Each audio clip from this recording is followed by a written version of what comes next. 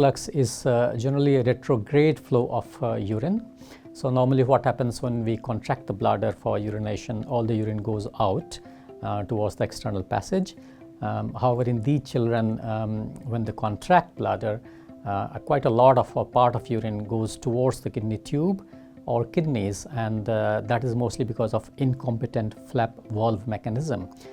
This is called urinary reflux, or in medical term it can be called vesico, which is bladder, ureteric, which is the kidney tube, reflux, which is the urine going back.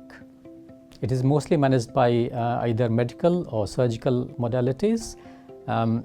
Medical management is considered for mild to moderate vesico-ureteric reflux, and this consists of putting the children on long-term antibiotics at night time, and that usually prevents them from having urinary tract infection.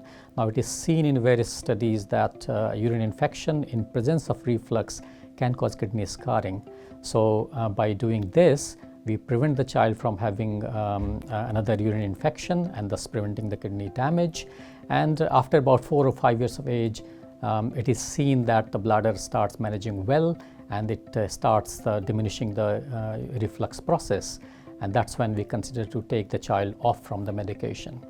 The surgical management is mainly considered for children with severe reflux, or if they have not responded to medical management, or if they are getting recurrent urinary infections despite putting on nighttime prophylaxis.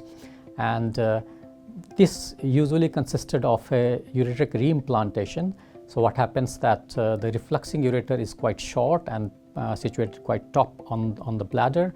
So the surgeons take the ureter out from that situation and put it deeper into the bladder, where it is creating a better valve mechanism.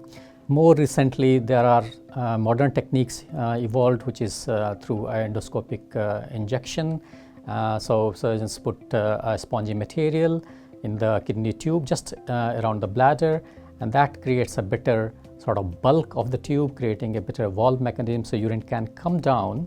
But when the child is contracting the bladder, the urine can't go back, and that's how this system works.